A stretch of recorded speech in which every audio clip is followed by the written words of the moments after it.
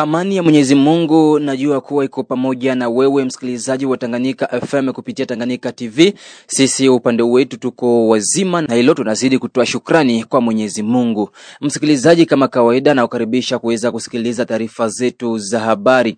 Katika taarifa zetu za habari tutaweza kuingia kwa undani zaidi kutokana na hotuba ya Rais wa DRC Felix Antoine Tshisekedi ambayo aliweza kuitoa kule katika nchi ya Ubelgiji zidi ya mwenzake wa Rwanda Paul Kagame. Kwa hiyo msikilizaji, kuna hayo na mengine mengi zaidi katika taarifa za habari, utaweza kunitegea sikio mwanzo hadi tamati. Mimi ni Omari Makilele Ozila.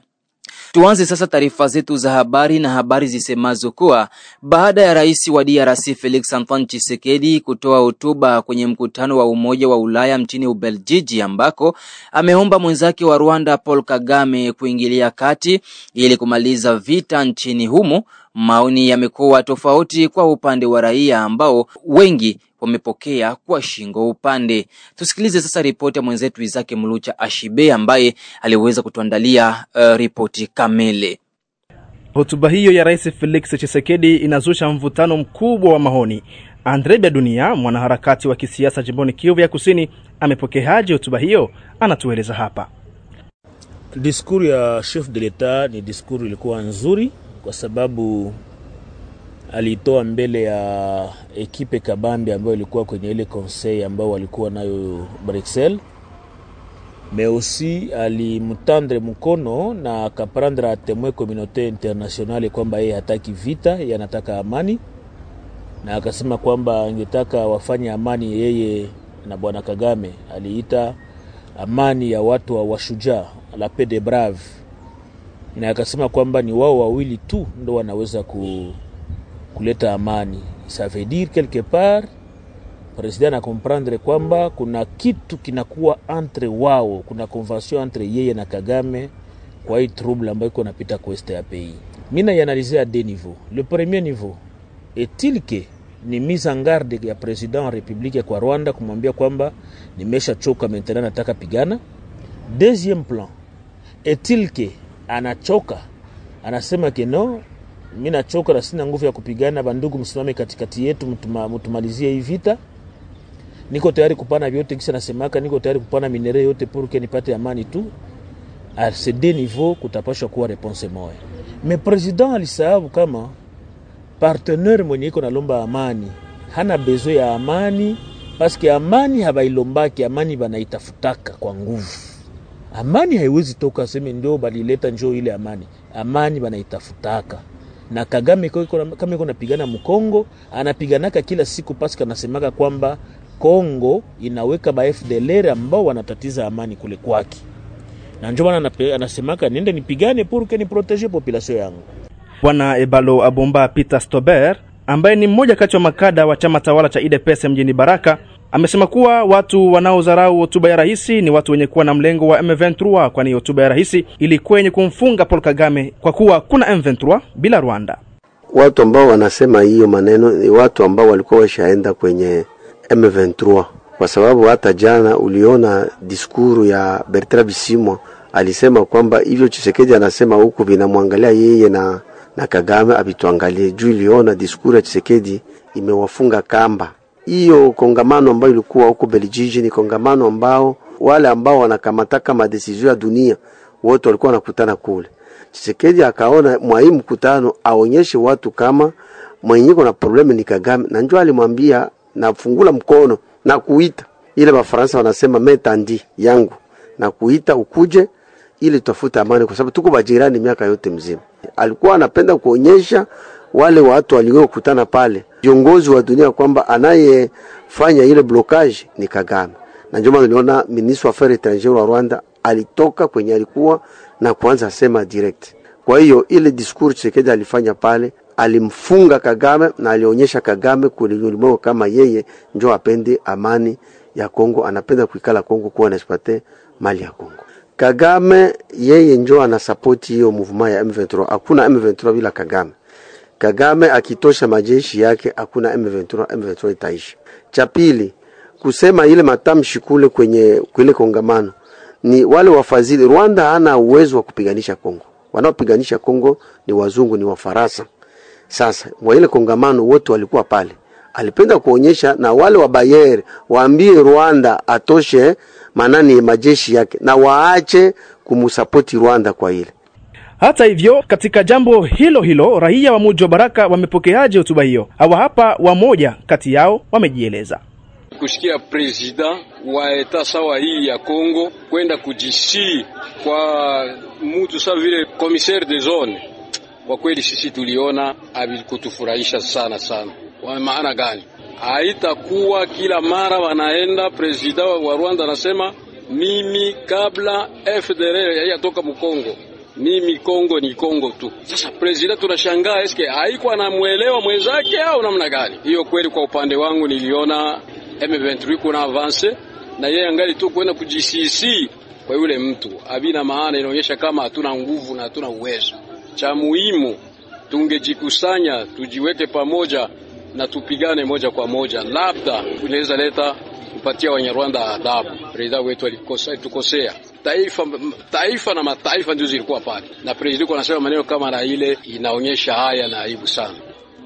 Analize yetu siba raia na analize ya chef de l'etat ni vitu viko tofauti. Cha kwanza paske analize yetu sisi tuko tunajiuliza juu ya nini raisi anasema anajililia. Ile efe ya kujililia ni efe ya mepris. Tuko sababu tunazaraulika mbele ya Rwanda, na wakati si Kongo tunajitapa kama Rwanda inaingia mu Kongo plus de 80 fois. Nini inatutuma tujililie sana ku Rwanda? Analize tusi savile population jua nini atupigi Rwanda. Sasa gisi Rwanda iko na tupiga sie. Unasikia? Pour dire mwanalize tusi population. Atungi lipendelea tena sana Kongo parce que yeye ana representer Kongo. Atuseme aseme Felix alililia. Kongo lililia Rwanda. Donc Kongo kinchi kakavami kilililia mtoto. Pourquoi pas Kongo inchi kakavami isirudishilie vile venye Rwanda ilitufanyizia. Turudishilie na sie. Jutawa ya moto ni moto. Kama natupiga ku moto na sisi nabo tuwarishilie moto.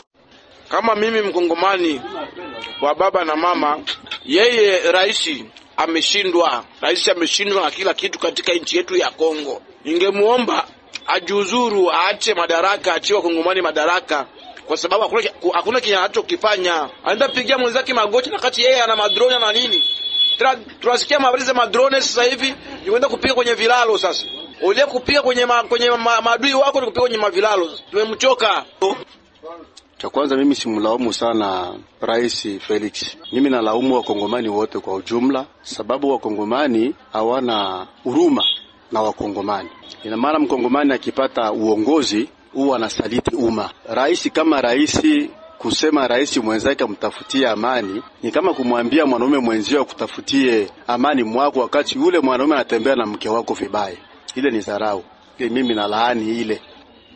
Maoni yangu, Antoine Felix Kilombo awoko kuomba msaada kwa Kagame. Wao ni wakuitimita sa Mobutu alitimita Kagame mu miaka ilipita ya Zaire. Atoa soda wake mu Kongo, Bukavu na Goma, batowe na Masisi banaenda kwao. Akikatala amue wapige M23. Taharuki ya maoni imezuka kote nchini. Prince Penge ambaye ni msemaji wa muundo wa Lamuka amesema kuhusu hotuba hiyo kuwa alichokifanikisha Rais Tshisekedi ni kuigeuza DRC kwa mwanamke anayelia katika kila jukwaa. Aiza alipozungumza na wenzetu wa Top Congo FM, Justin Bitakwira alisema yule anayetaka kujua kweli Paul Kagame ni nani anatakiwa aende kumuuliza Habyarimana na kaburini. Hata mtu akisujudu mara 1000 mbele ya Kagame hatarudi nyuma kamwe. Yeye ni mtu wa kupigania mpaka mwisho, hata zaidi ya Netanyahu kule Mashariki ya Kati. Kwa hiyo tunachaguo, tukubali kumpa nchi yote sehemu yake au tupigane. Pamoja na hayo, Andre Bedunia ameongeza kuwa Rais Felix aliposema mbele ya umati kuwa hajawahi kusema vibaya juu ya Rwanda au juu ya Paul Kagame haikueleweka kwa wakongomani. Sisi hatukosi lolote. Hatakuwa tunaweza kama president anaweza kufika kunivyo ya kuombea Kagame kenono mimi na wewe ndo tunaweza leta amani. Na hatakuwa tunajua kama president anaweza fikia kunivyo ya kusema kesi jasemaka kama mie niko na probleme na Rwanda. Ke nishaka tenir ma discours belliqueux maana discours ya uhasama. Alors que ndo madiscours president tenire mkampanye, na kama alichaguliwa ni kwa sababu aliambia watu wa Fizi, Uvira, Kweste ya peike mimi niko a mesure ya kupiga Kagame. Batu wakasema hakuna mwingine mwanaume, tumpatie sauti. Malheureusement leo anatuonesha kwamba zile nguvu alikuwa anatuambia, zile madiskuru zilikuwa za uongo, hakukuwa na nguvu za kupiga Kagame. Alors sisi hatuko tena kwa ile. Leo ninataka tu kupresiseke hatukosi lolote. Tuko na watu wazalendo wapo, na kuna askari FRDC ambao wangali kumlengo. Tuko na partenaire ambao ni Burundi. Burundi inatusaidia kila kitu. Iko tayari kupigana kwa sababu M23 usifike hapa Uvira. Kwa sababu ikifika Uvira anajua kwamba watamtatiza hapo ngambo. Ikifika Baraka watamtatiza, ikifika Fizi watamtatiza. Nini tunakosa? Tukosi lolote. Tunakosa kimoja tu, ni bonne volonté. Na president na sababu kama partenaire wake Kenya iko natafuta Mkongo hajakifikia. Kenya iko natafuta Mkongo ni kuinstaller ba tutsi ku este ya pays. Na Kagame hayafikia ile hatua, haijafika, haijaenea. Sasa unamlomba msamaha kwa nini? Unasema mzungumze kwa nini? Mlete amani kwa nini? Alors que tabia ambayo huyu Kagame anakuwa nayo ndo tabia wale wanazi wale ba Hitler walikuwa nayo ya kutafuta kudomine ulimwengu mzima. Na Kagame iko tafuta kudomine Afrika Central, iko tafuta kudomine Kongo yote. Hatuna probleme na Watusi, tuko na probleme na Watusi ambao hawako kwenye kutafuta maendeleo na kuleta amani. Kila mwenye atakuwa mwa ile mlengo sisi tutampiga vita. Alors nataka kumaliza tu na kusema kwamba president tusaidie sana. Atusaidie sana. Na Kagame hata sikia madiskuru, Kagame asikia yake madiskuru, Kagame hana besoin ma teori, Kagame iko na besoin sikeri. Sasa limelia atarudia nyuma na watoto wako tayari, lakini kuna kosekana volonté. President wa Republique kama Kagame hakukusikia, patia vijana silaha wapigane. Lakini mateori Kagame atakamata vijiji na vijiji kila siku, na sisi tutajikuta kwamba hatuendi fasi. Mwishowe Ebalo Abomba Peter Stober amewataka raia kutegemea matunda mazuri kupitia mikutano ambayo rais anakwenda kuifanya kwenye nchi za Ulaya. Ile Tshisekedi wakati alisema risasi moja likilia Rwanda nitapika, alikuwa anasema kweli, lakini napenda niambie watu hivi, ile yote kama Tshisekedi ya kuifanya ni juu ya ulimwengu, ile wanaita ma puissance. Haipendi vita ya Kongo na Rwanda. Ni vita vyenyewe viko napiganiwa na mataifa makubwa. Alors Tshisekedi alikuwa na ile hali ya kusema atapigana na Rwanda na anaweza aenda na wapigana naye. Lakini mataifa makubwa anamwambia acha na njoma na viko wanaenda mwaibe manegotiation. Najua hii itazama matunda kwa sababu wale ambao wanamsupport Kagame wote wameshajulikana na wameshapata haya. Mimi ulimwengu yote inawaonyesha kwamba hawezi ukaenda trete na Rwanda kama commissioner na Kongo iko mwenye mali yake. Majeshi ya Rwanda kitoka na ile msaada wa France kiisha, hakuna M23. Nina uhakika hii round ya semaine prochaine italeta solution na vyote vitaisha. Sisi wakongomani tuisha nunua vifaa, tunavinunua.